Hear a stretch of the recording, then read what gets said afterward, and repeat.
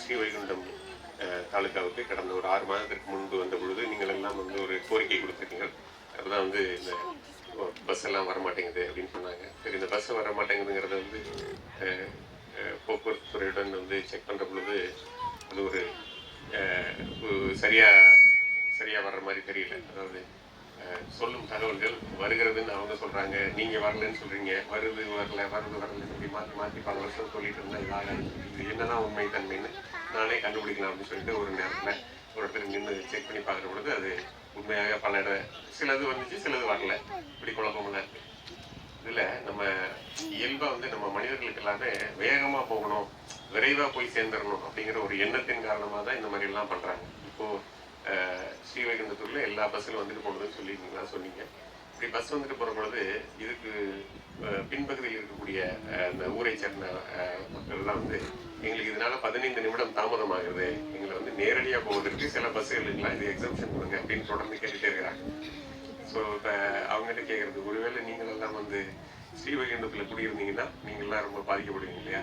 அதனால நம்ம என்ன ஒரு 15 நிமிஷம் தாமதம் முன்னாடியே கிளம்பி போகலாம் அப்படின்னு சொல்லி அவர்களெல்லாம் சமாதானப்படுத்திட்டு இருக்கோம்.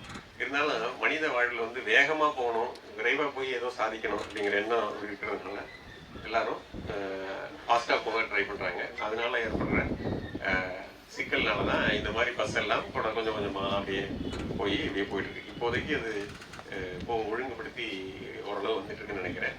இதை தொடர்ந்து சரியாக போகிறதா என்பதை கண்காணிக்க வேண்டிய பொறுப்பு வந்து உங்களுக்கு தான் இருக்குது. நீங்கள் தான், பொதுமக்கள் தான் நீங்கள் செய்து கொள்ள வேண்டும். யார் போனாலும் ஏன் வர மாட்டேங்குது பஸ் அப்படின்னு நீங்கள் தான் கேட்கணும்.